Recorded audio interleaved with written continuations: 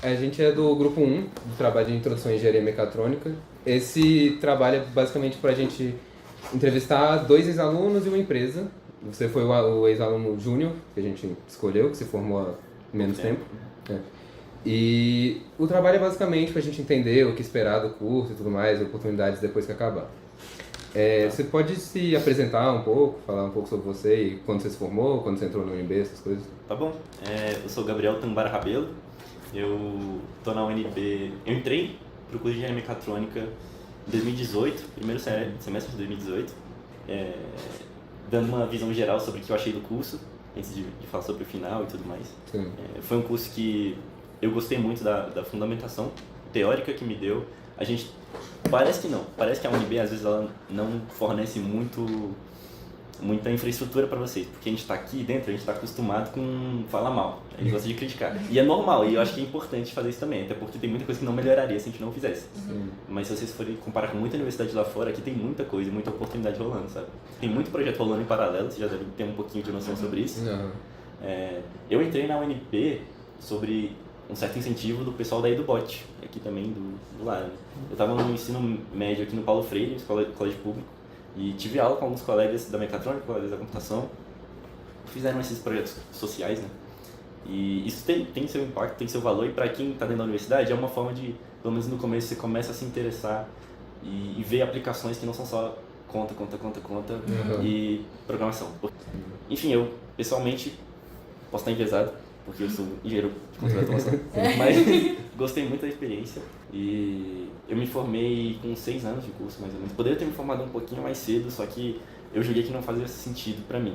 Eu comecei um projeto tentei um PIBIC, eventualmente fui para empresa júnior, aprendi um pouquinho mais sobre comunicação, sobre como funciona uma empresa, foquei na parte de projetos, desenvolvi muitas habilidades que complementam o que a gente vê no curso. E mecânico, elétrico, programação, tem muita coisinha que você só aprende se você colocar a mão na massa.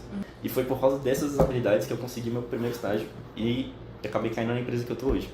Então eu comecei a trabalhar na Dynamo Networks, que é uma empresa de criptografia. Eles trabalham montando um servidorzinho deles, gabinete, e vai na parte estrutural, né? Gabinete metálico, que é um projeto nosso, parte elétrica, eletrônica, a placa, mãe, fonte, alimentação, requisitos de software, homologação, tudo isso acaba vindo na minha mão. Eu sou o único engenheiro mecatrônico na empresa, então eu sou o que mexe com mecânica e eletrônica. O resto é tudo programador. Então vocês conseguem entender mais ou menos o papel que o engenheiro de controle de automação tem em diversas empresas, como nesse caso, que é uma empresa de um nicho, né? Tipo, uma empresa que mexe com equipamento de assinatura digital, de criptografia. E eu vejo isso muito o que acontece com alguns colegas meus. O pessoal que realmente foi para a parte de engenharia, que se formou e atua como engenheiro, foi para empresas de nicho em que a função como engenheiro mecatrônico tinha um papel importante. Só que existe também uma questão. É uma dificuldade que eu percebi, e é uma dificuldade que eu percebo ainda, alguns colegas percebem, que o mercado ele não entende exatamente o que é um engenheiro de controle de automação. Então, tem muita vaga, muita oportunidade, às vezes até de estágio, que é perfeita para a gente. Você pode listar tudo que você aprende nas matérias, você não precisa nem estudar nada por fora. Aí, muitas vezes, como está vinculado a uma instituição pública, precisa de edital. No edital, ele especifica lá os cursos que podem... E vocês entenderam o que significa, né? Em que ano que você se formou? Cara, 2023... A minha colação de grau foi esse ano. Foi esse ano, né? Aí eu entrei direto no mestrado e me perdi completamente. Você tá fazendo mestrado em... Engenharia elétrica, aqui no Lara também. Eu tô indo pra parte de robótica e visão computacional. Tem muito a ver com o meu TCC, que eu fiz sobre orientação do professor Giovanni. Queria perguntar agora mais, saindo do passado mais pro presente, quais são as suas perspectivas agora como profissão mesmo e também no futuro, assim, que você tem planejado pra... Tem pensado em fazer? A médio e longo prazo, né? A médio e longo prazo. Querendo ou não, o engenheiro ele vai atuar muito com administrativo, ele vai atuar muito com vendas, ele vai atuar muito com compras, com logística. Então, assim, não tem como você como engenheiro não mexer com isso tudo. Mas a gente sempre tem aquele interesse de, eu sou engenheiro, eu quero mexer com engenharia. Então, existe sempre essa busca por um trabalho que te realize mais naquilo especificamente. E pra galera que tá assistindo também, e pra gente colocar também na apresentação. Você tem alguma coisa a dizer ou algum conselho, ou algo que assim, você acha que poucas pessoas falam pros calouros e que precisa ser dito? Assim? Se você entrou com uma mentalidade e você sabe o que você quer ser um engenheiro, se você gosta daquilo, se você se vê trabalhando com aquilo no futuro, é necessário também você entender que você precisa manter a chama acesa, que você precisa manter esse interesse ali. Mas eu acho que o mais importante é tentar buscar alguma coisa que te mantenha ali, sabe? E oportunidade não falta.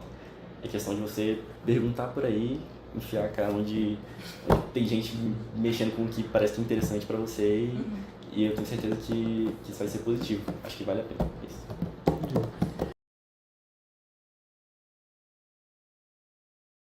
Eu sou George Brindeiro, eu entrei na UNB em 2006, segundo de 2006, formei no segundo de 2011, então 5 anos e meio. Hoje em dia eu sou Technical Program Manager na Vetex, que é uma plataforma na nuvem de e-commerce. Como Technical Program Manager, eu sou responsável por coordenar iniciativas estratégicas para a empresa em 3 frentes específicas: incidentes, segurança e ciclo de vida de produtos. Isso basicamente significa que quando tem um problema, eu estou dentro e eu uso um pouco do meu conhecimento técnico e um pouco da minha habilidade de comunicação e colaboração para ajudar vários times a se entenderem. Mas eu fiz muitas outras coisas, tá? Então, acho que o que vocês vão... o que eu espero passar nessa conversa hoje é que o campo de atuação de quem faz mecatrônica vai muito além do que vocês provavelmente estão imaginando hoje com as matérias, com as referências que vocês têm. Você pode falar um pouquinho mais do que você foi focando quando você estava usando? Tipo, tanto de matérias extras, né, e complementares, quanto de pesquisa, TCC, mestrado, doutorado, enfim. Extensão também. Comecei a fazer umas optativas diferentes, tipo introdução ao processamento de imagens no 3º semestre. Com isso, eu comecei um projeto de pesquisa que ainda não era iniciação científica, mas tipo, o professor da matéria, o Díbio, acho que ele deve continuar ainda, Díbio Leandro Borges, eu não sei se ele já aposentou, ele estava no final. Mas ele é um professor que dava aula de processamento de imagens. Então, essa matéria meio que abriu isso. Assim, eu publiquei meu primeiro artigo científico assim, numa pequena conferência, foi por causa disso. Aí eu engatei, assim, comecei a fazer matéria mais na computação, mais em visão computacional, fiz muita coisa de robótica, assim, aprofundei bastante. E aí, assim, fora assim, as matérias, que eu sempre gostei de fazer umas optativas mais para esse lado de inteligência artificial, visão computacional, controle, eletrônica, eu sempre acreditei que a gente podia deixar alguma coisa para a UNB. Então, assim, ao longo do meu tempo na UNB, eu fundei a UNBall, a equipe de futebol de robôs, em 2009. Eu fundei o capítulo estudantil de robótica e automação do I3E. O EduBot, que é um projeto de extensão hoje. A gente tá na EduBot. Então, é muito legal ver, assim, começar uns projetos e ver que continuam. E... Assim, legado, né? Qual você acha que foi assim, a importância do curso de mecatrônica especificamente para sua carreira? Cara, primeiro é difícil. Então aprendi a aprender coisas difíceis e fazer coisas difíceis. Então eu vi que eu era capaz de muito mais do que eu achava que era capaz e aprendi muita coisa legal, tipo, sobre como o mundo funciona. Deu uma bagagem assim. Eu consigo olhar uma coisa tecnológica, mesmo que eu nunca tenha estudado antes, e tipo, consigo ter uma ideia geral de como é que funciona e eu sei que eu consigo estudar e aprender a fazer aquilo. Então acho que a importância foi me ajudar a ser fluente em aprender sobre tecnologia. O seu mestrado foi em que, especificamente? Eu comecei com um tema e mudei. Então eu vou falar primeiro sobre o primeiro tema, depois eu vou falar sobre o segundo tema. Eu vou falar do meu TG primeiro, que as coisas se conectam. Então eu era muito, cara, fim de robótica, eu gostava muito de robótica e tal, fiz tudo, estudei todas as coisas de robótica que podia na graduação. E aí teve a oportunidade de eu fazer um trabalho de graduação com o Giovanni. Com o Giovanni, eu fiz um sistema de localização de 3D de robôs móveis para ambientes externos. eu queria continuar na robótica depois, e o Giovanni, na época, estava fazendo pós-doutorado com o pessoal do MIT. Então, eu continuei. Tipo, eu tentei, logo depois da graduação, falando, eu vou tentar entrar no doutorado do MIT, ou de Stanford, ou de Carnegie Mellon, não consegui de novo. Mas eu falei, cara, beleza, vou entrar aqui no mestrado da UNB e vou seguir, tipo, não é o fim do mundo. Sim. E foi muito legal. Tipo, a gente, na época, fez o trabalho em colaboração com o MIT, e no meu início de mestrado, a tentativa era usar o Kinect, que era do Xbox, né? Sensor 3D. Tem um... E aí a ideia era usar filtragem estocástica híbrida, que é um negócio matemático cabuloso, que o Giovanni estava estudando, para fazer a localização de robôs móveis usando sensores 3D tipo Kinect. Era um tema difícil, poderia ser um doutorado, sabe? Eu fiquei meio frustrado, assim. No final de 2 anos eu não consegui terminar. E aí, ao mesmo tempo, eu estava com os meus amigos da época do mestrado, que era da graduação também. A gente estava com a ideia de começar uma empresa juntos. Aí a gente ganhou um financiamento de R$200 mil para começar a nossa empresa. E aí, quando eu estava com essa grana na mão, eu falei, cara, não vou tentar terminar esse mestrado agora, vou deixar pausa. Fui tentar empreender. Tem uns 2, 3 anos aí, fazer a Overdrive funcionar, que era... No começo a gente queria ser loja online, um e-commerce de partes eletrônicas para a galera montar coisas eletrônicas divertidas. Não tinha nada no Brasil na época, tipo Arduino, tudo era difícil na época. A ideia era a gente trazer o conhecimento e trazer o hardware. Aí no meio do caminho a gente mudou, a gente virou uma plataforma de ensino online de robótica e programação para escolas. Aí a gente fez um curso online de Lego Mindstorms, e aí a gente fez 1000 coisas. E aprendeu muito, mas não deu certo. Acabou o dinheiro, fui trabalhar, virei professor de colégio. Dei aula de matemática, dei aula de educação financeira, dei aula de educação tecnológica. Então, por um tempo, eu falei assim, cara, eu estudei pra caramba, virei professor. Tipo assim, eu tô gostando de ser professor, mas eu achava assim, pô, será que eu não vou trabalhar na área, né? Pois é, então, enfim, fui professor um tempo, fui tradutor freelancer um tempo. Eu traduzi cursos de programação, de AI, de machine learning, de data science para a Udacity, que é uma empresa da gringa de educação, que eu admirava pra caramba. Aí, eventualmente, fui trabalhar lá como coordenador da escola de Data Science e Inteligência Artificial que tinha no Brasil. E aí, de lá, eu fui parar na Vetex. Eu não terminei de falar a segunda coisa do mestrado. Então, cancelei startup, não sei o que, voltei. E aí, na época, eu estava tendo o que acabou vindo a se chamar de Projeto EMA. Eu ajudei a dar esse nome, Projeto EMA. Na época, então, tipo, tava tendo esse projeto, assim, ciclismo com estimulação elétrica funcional para a pessoa paraplégica poder pedalar com as próprias pernas. E tava rolando, assim, aí eu entrei muito na parte de software. Então, tipo, meu mestrado mesmo acabou virando arquitetura de software para sistemas biomédicos, biomecatrônicos, sei lá. E, defendi, foi muito bom quando eu terminei. Cara, a primeira parte sempre ficou na capa. Não, que eu carreguei, eu achava que eu nunca ia terminar esse mestrado. A última pergunta é só, quais são suas perspectivas no seu futuro profissional? Cara, eu já estou bem contemplado, assim. Mas eu sempre quero fazer mais coisas legais, né? Acho que, assim, uma coisa que me motiva no trabalho, assim, perspectiva futura cara, continuar aprendendo. Quanto mais você aprende, quanto mais você ganha relacionamento, assim, as pessoas te conhecem, sabem que você trabalha bem, mais oportunidades se abrem, né? Hoje em dia, mais do que no início da minha carreira, eu estou focando em aproveitar mais o dinheiro que eu estou ganhando. Amém. E ganhar o mesmo tanto, trabalhando menos ou tendo mais flexibilidade. Hoje eu tenho um esquema de trabalho bem flexível. Acho que era isso as perguntas que a gente tinha. Boa. Muito obrigado aí. Imagina. Muito obrigada. Aí a gente queria perguntar primeiro, pedir pra você se apresentar, né? Falar seu nome, Legal. onde você se formou e tal. Bacana. Bom, eu sou o Marcos, tá? Sou diretor aqui da Domus de Automação. Me formei na UNB, tá? Me formei em Engenharia Elétrica lá, um parceiro de vocês. Eu tenho um tempinho já, acho que vai fazer 10 anos ano que vem de formação. E a Domus Automação já tem 6 anos de mercado. Você pode falar um pouquinho sobre a Domus como empresa, assim, como que a empresa surgiu, de onde veio a ideia e com que vocês trabalham Legal. agora? Legal.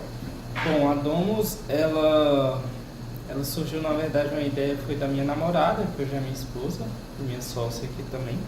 Ela falou olha, que ela também é engenheira, estou estudando automação residencial, acho legal, por que você não dá uma olhada?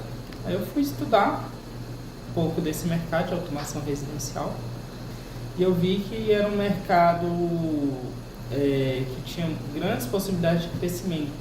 Né? A gente está falando aí de uma época que eu gosto de falar que é uma época pré-comando de voz, né? Pré-Alexa. Alexa estava começando a surgir no Brasil, então o mercado era um mercado muito pouco conhecido pelo público em geral, diferente do que é hoje. Tá? Então ela surgiu mais ou menos nesse meio. A ideia da empresa, em 2018 eu realmente abri a empresa e fui para o mercado. Muito legal. E com o que vocês estão trabalhando atualmente, assim, tanto de projetos mais recentes quanto o que vocês têm desenvolvido na empresa mesmo? Legal. Bom, a gente foca muito no residencial. Tá? Hoje 100% da nossa carteira dos nossos clientes são residenciais, mas a gente tem alguns clientes corporativos. Você podia falar um pouco sobre os desafios da Domus no mercado, da automação residencial e como é que você vê o futuro desse setor? Sim. Bom, acredito que um dos grandes desafios hoje no mercado o primeiro desafio é a gente encontrar uma mão de obra qualificada. Né? A mão de obra que a gente tem foi mão de obra que a gente treinou dentro da empresa. Tá? O futuro da automação, eu vejo que ela vai se popularizar, no sentido assim, de mais pessoas terem mais acesso. Então eu vejo um crescimento aí, uma questão de popularização ficar mais comum pro povo todo mesmo. Você falou um pouco da mão de obra, aí como a gente é da mecatrônica, eu queria perguntar se vocês têm alguém da engenharia mecatrônica na equipe de vocês e quais são as outras engenharias assim, que também vocês abrangem e também se contratam estagiários, se tem alguma a política de vocês com estagiários tem. Certo. Bom, hoje a gente não tem ninguém da engenharia mecatrônica em si. Eu, no caso, sou formado em engenharia elétrica, minha esposa também é formada em engenharia elétrica e ela tem mestrado em engenharia de automação e controle pela Universidade Federal do Maranhão. Então, aí o resto da nossa equipe são técnicos, eletricistas. Tá? Como você vê que é a atuação de um engenheiro mecatrônico dentro do ramo de automação residencial? Como que funciona o mercado de automação residencial? Ele tem muitas pessoas da automação da engenharia mecatrônica, da engenharia de outras faculdades chamam engenharia de automação e controle, né? Então ele acaba abrangendo muito esses profissionais, tá? Nesse nicho aí, nesse tipo de engenharia. Entendi. Pra você falar um pouquinho mais sobre os produtos e serviços que vocês têm aqui na Domus, que eu dei uma olhada no site de vocês, aí tem algumas coisas de segurança e controle da cortina, abrir e fechar e tal. Podia pra você falar um pouquinho mais sobre o que vocês oferecem e tal? Legal. Bom, hoje no mercado, o que são os itens mais buscados? Que é a automação de iluminação, automação de ar-condicionado, automação de cortina. Tá? Isso, acho que praticamente, eu diria 100%, mas 95% do nosso projeto tem algum desses 3 itens aí. Nossa política em relação, eu acabei não respondendo, em relação a estágio, essas coisas, né? A gente sempre pede o currículo, a gente tem um banco de dados ali de currículo, né? Então pode enviar pelo e-mail. E geralmente é um estágio de meio período. E a nossa política, sim, vocês acabam indo bastante a campo também, né? Para ver como é que isso se desenvolve na prática. Então. Acho que era isso mesmo, nossa entrevista. Muito obrigada pelo tempo. Que bom, obrigado pela oportunidade, tá? A porta aqui está aberta para vocês.